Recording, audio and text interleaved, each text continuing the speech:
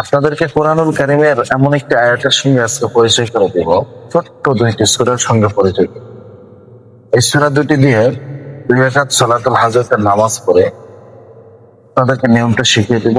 আল্লাহর কাছে যা চাইবেন, আল্লাহর কাছে যেটা আপনি চাইবেন, দুনিয়ার যত বড়ই চাওয়া হোক, পাহাড় সমান চাওয়া ইচ্ছা হলেও, মনের আকাঙ্ক্ষা হলেও আল্লাহ তাআলা পূরণ করে দেবেন।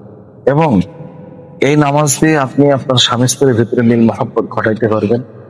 এই নামাজ দিয়ে বসের সঙ্গে, যে বস আপনাকে দেখতে পারে না, তার সঙ্গে মিল মহব্বত হবে। আপনার ছেলে সন্তান যদি আপনার কথা না শুনে, এই আমল খুবই গুরুত্ব। অর্থাৎ এক আমল, কিন্তু এটার কার্যক্ষমতা অনেক বেশি। এমন একটি সূরার সঙ্গে আপনাদের পরিচয় করে দেব ইনশাআল্লাহ। প্রিয় ভাই বোনেরা, আসসালামু আলাইকুম রাহমাতুল্লাহি ওয়া বারাকাতুহু। আপনারা দেখতেছেন দোয়ার ভান্ডার ইসলামিক চ্যানেল। আপনারা অবশ্যই ইউটিউব চ্যানেলটি সাবস্ক্রাইব করে দিবেন। ফেসবুক পেজ থেকে দেখে থাকলে পেজটা ফলো করে দিন। ভাই বোনেরা, আমলটি খুবই সহজ। এই আমলটি আজকে আপনাকে করতে হবে। জুম্মার রাত্রে, অর্থাৎ রাত 12টার পর থেকে ফজরের আজানের আগ পর্যন্ত এই আমলটা আপনি করতে পারেন। আপনি সর্বপ্রথম যদি রাত 12টার পরে করেন, যদি আপনার শরীর পাক থাকে, যদি আপনি নাপাক না হন, তাহলে আপনাকে গোসল করতে হবে না। গোসল করতে পারলে খুবই ভালো হবে। আর যদি আপনি গোসল করেন, তাহলে ইনশাআল্লাহ খুবই ভালো হবে। তো এই আমলটি করার জন্য গোসল করে পাক পবিত্র হয়ে সুন্দর পরিপাটি কাপড় পরে, আতর খুশবু মেখে, ছেলেরা পরিপাটি কাপড় পরবেন, পায়জামা পাঞ্জাবি, মেয়েরা বোরখা অথবা হেজাব পরে আমলটি করবেন। একটা জায়নামাজ বিছাবেন। জায়নামাজ বিছানোর পরে আপনি সলাতুল হাজতের নিয়ত করবেন। বাংলায় যে আমি সলাতুল হাজতের 2 রাকাত নিয়ত নামাজ পড়তেছি, নফল নামাজ, আল্লাহু আকবার বলে নিয়ত করে ভালো করে খেয়াল রাখুন। প্রথম রাকাতে সূরা ফাতিহার পরে সূরা কাফিরুন 10 বার।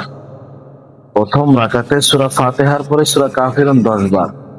দ্বিতীয় রাকাতে সূরা ফাতিহার পরে সূরা ইখলাস অর্থাৎ কুল হুর সূরা 11 বার। এইভাবে 11 বার পাঠ করে নেওয়ার পরে আবার সালাম ফিরে নামাজ শেষ করে আপনি দাঁড়াবেন। দাঁড়ায় আল্লাহু আকবার বলে সেজদাতে চলে যাবেন। ডাইরেক্ট সেজদা, কোনো নিয়ত তাকবীরে তাহরিমা, আপনাকে রুকু কিচ্ছু করতে হবে না। ডাইরেক্ট আল্লাহু আকবার বলে ডাইরেক্ট সেজদায় চলে যাবেন।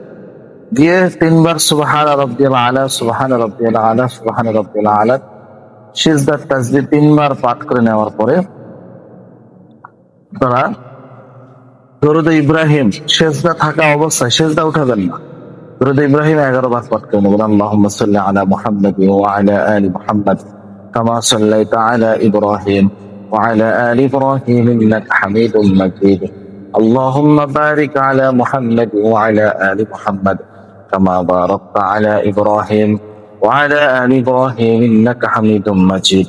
এইভাবে দরুদ ইব্রাহিম 11 বার পাঠ করে নেওয়ার পরে আপনার যে মনের ইচ্ছা, যে নিয়ত, যাই উদ্দেশ্যে আপনি নামাজ 2 রাকাত পড়লেন, সেই উদ্দেশ্যে এই সেজদারত থাকা অবস্থায় আল্লাহর কাছে চোখের পানি ফেলে বলবেন। এই 2 রাকাত নামাজের এত পাওয়ার, ঠিক আছে?